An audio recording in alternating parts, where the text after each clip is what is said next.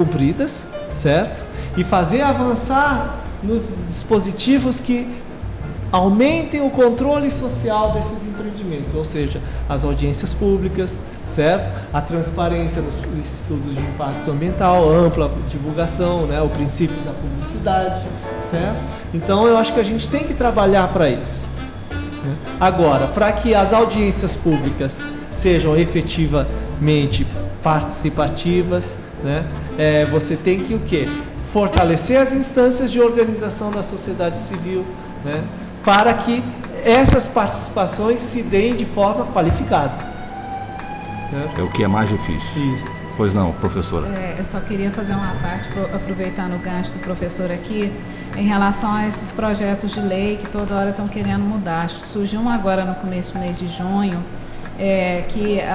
o projeto de lei como Código Ambiental. Tá? É um projeto bastante preocupante, me parece que da bancada ruralista, e que, em suma, ele revoga o Código Florestal e coloca a questão das áreas de preservação permanente e a reserva legal para a competência dos estados. Eles vão estabelecer o que é isso. Entendeu? Então, isso aí é altamente preocupante. Entre outras questões que são tratadas de uma forma assim, muito simplista, assim, parece que com vontade de não tratar, de não proteger, de não tutelar o meio ambiente, mas essa efetivamente causa-se uma preocupação muito grande, né? Esse projeto de Código Ambiental, ele simplesmente revoga o Código Florestal e fala, agora vocês, estados, que vão estabelecer o que é área de preservação permanente, o que é reserva legal. Isso é um absurdo, isso é um crime, porque se dentro do que a gente tem de legislação, com a legislação boa, a gente já tem tantos problemas de falta de cumprimento, imagina se a gente deixa isso a cargo de interesses políticos e econômicos, que é o que acontece no caso de passar isso para a competência de Estado. Deixa eu te perguntar, não foi Santa Catarina que fez recentemente uma mudança estadual e que foi questionado como sendo inconstitucional por conta disso? Se acontecer isso que você está dizendo, na verdade você vai estar liberando um caminho para legitimar isso. A consequência daquele código antes que ele aconteça.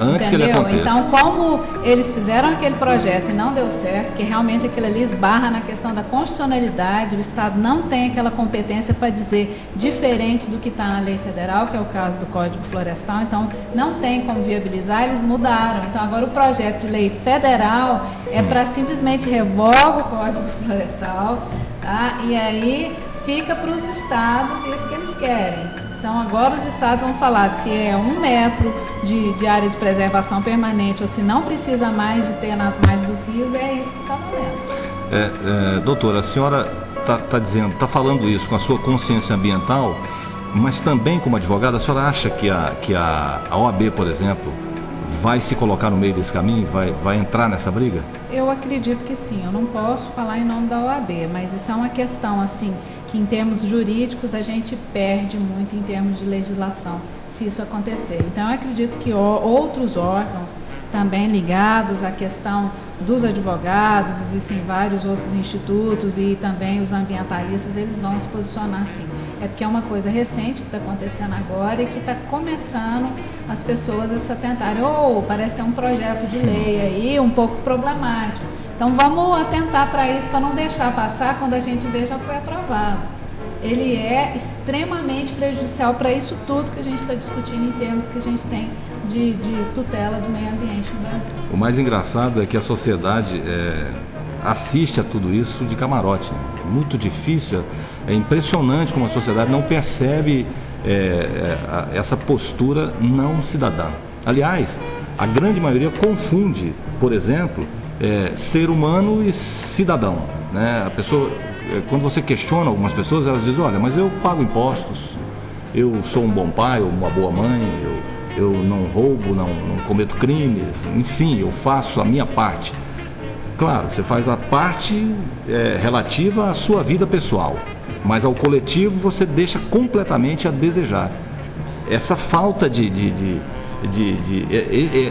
o não entendimento dessa questão leva a esse resultado aí, ó. Eles podem mudar uma legislação que é altamente prejudicial à sociedade inteira, não é isso? Sem que ninguém faça nada, ou seja, Os eleitores que não são representados, na realidade, vão continuar não sendo, né?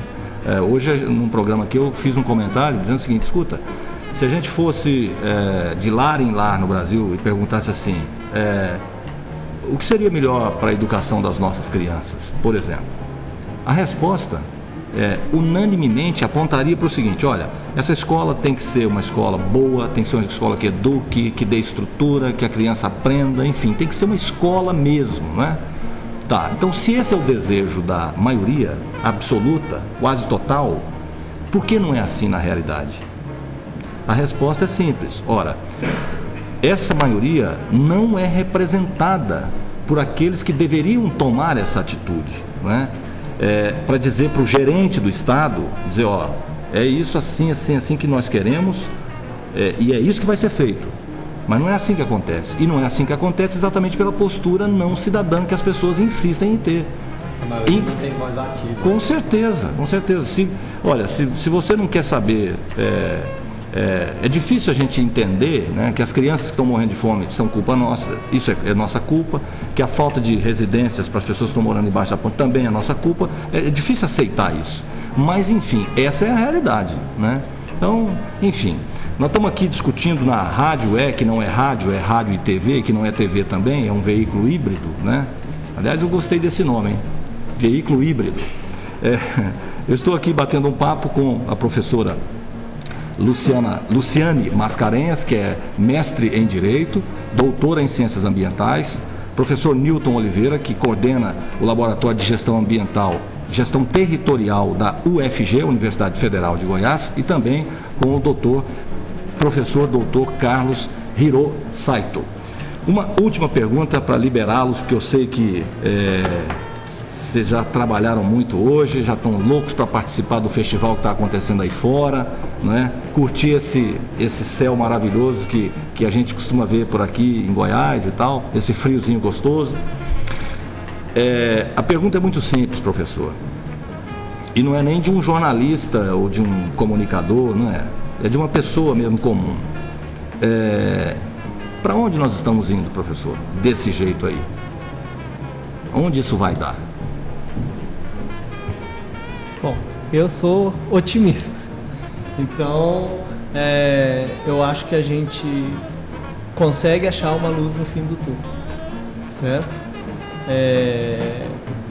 Algumas coisas são importantes para isso acontecer, que é o que a gente estava discutindo hoje no nosso mini curso, e que a gente apresentou o material que a gente desenvolveu de educação ambiental para o Ministério do Meio Ambiente em 2006, tratando da conservação da biodiversidade. A gente mostrou sempre situações reais de conflitos socioambientais, retratados em todos os biomas, e sempre a gente fez